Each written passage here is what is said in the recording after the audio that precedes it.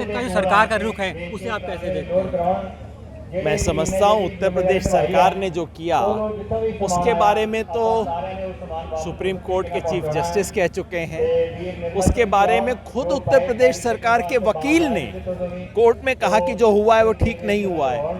उसमें मैं क्या कहूँ। मैं समझता हूँ ये तो न्यायिक प्रक्रिया के साथ इतना क्रूर मजाक है। जो लोग खुद कुर्सी पर बैठे हैं उनके खिलाफ क्या जांच होगी। जो खुद लोग आतंक का राज चलाते हैं। हम इस वक्त यहाँ पे हैं तिकोनिया में, और यहाँ तिकोनिया के नज़दीक आप लोगों से पूछ लीजिए कितना डर है, कितना आतंक है। अभी एक और साथी हमारे को मिले जो बता रहे थे कि उनके परिवार से, अब ये पंजाबी नहीं है, ये तो ब्राह्मण है यहाँ के, इनके परिवार में किसी व्यक्ति की हत्या हुई है और वो कह रहे थे कि इन्हीं मंत्री की वजह से हत्यारा आज छुट्टा घूम रहा है। तो ऐसी स्थिति में कैसे न्याय मिल सकता है, ये पूरा देश पूछता है। पूरी दुनिया देख रही है इसको कि हिंदुस्तान में अजीब मजाक हो रहा है। जो व्यक्ति कानून व्यवस्था का देश में जिम्मेवार है, उस व्यक्ति का बेटा ऐसी घिनौनी हरकत में शामिल है और सरकार कह रही है कि मंत्री जी मंत्री बने रहेंगे। कितना बड़ा मजाक है। मैं समझता हूँ इससे एक बार फिर भारतीय जनता पार्टी का और इस सरकार का सिर्फ किसान विरोधी ही नहीं, मानवता विरोधी, न्याय विरोधी, संविधान विरोधी चेहरा जाहिर होता है। 300 से ज़्यादा दिन हो चुके हैं, 322 दिन हो चुके हैं, एक अभी उसके पूरा साल ही होने वाला है। एक बातचीत की प्रक्रिया बंद है, जो कृषि कानूनों को लेकर बातचीत प्रक्रिया सरकार तरफ बिल्कुल बंद है। ये कैसे शुरू और क्या उस तरह आप कैसे देखते हैं कि इसका हल कैसे निकलेगा? बातचीत की प्रक्रिया बंद है क्योंकि सरकार ने बंद की हुई है। हमने पहले दिन से बार बार कहा है हम बातचीत के लिए तैयार हैं। प्रधानमंत्री डायलॉग देते हैं, बस हम एक फ़ोन कॉल दूर है। हम कहते हैं भैया फ़ोन कॉल नंबर दे दो। वो कहते हैं कि बस बातचीत करने का दरवाज़ा दिन रात खुला है।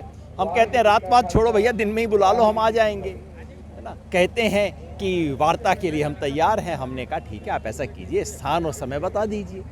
हकीकत ये है कि ये बातचीत करना चाहते नहीं हैं, क्योंकि बातचीत करेंगे तो इन्हें सच्चाई का सामना करना पड़ेगा। क्योंकि अब इनके पास तर्क बचे नहीं, इनके पास कानून बचा नहीं है, इनके पास नैतिकता बची नहीं है। इसलिए ये बिल्कुल ढीठता का सहारा लिए हुए हैं। बहुत शुक्रिया सर। एक आखिरी सवाल ये है कि आने वाले दिनों में चुनाव हैं, क्योंकि आप इसे कहते रहें कि हम इसको आम जनता के बीच ले जाएंगे। जनता तो फैसला वोट जो करना वो अपना करेगी। जनता तो वोट के माध्यम से या अपनी किसी तरह करती है। उनको अभी तक का जो आप लोगों का सफ़र रहा है उसे कैसे देखते हैं? हम कोई चुनावी पार्टी है नहीं, हम एक मंच हैं जिसमें तमाम अलग अलग विचारधारा के, राजनीतिक रुझान के, राजनीति विरोधी तमाम लोग इसमें शामिल हैं। तो जाहिर है हम तो चुनावी राजनीति के कोई खिलाड़ी हो नहीं सकते।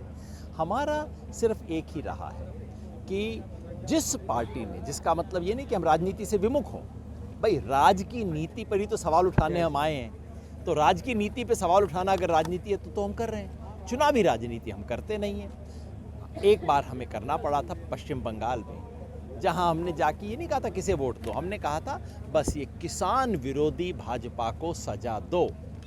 और अगर भारतीय जनता पार्टी और उसका राज, उसके मंत्री, उसकी सरकार, उत्तर प्रदेश की सरकार, केंद्र की सरकार इसी तरह की बेशर्मी और ढीठता पे कायम रही तो हो सकता है हमें ये भी मजबूरी में उत्तर प्रदेश में करना पड़े।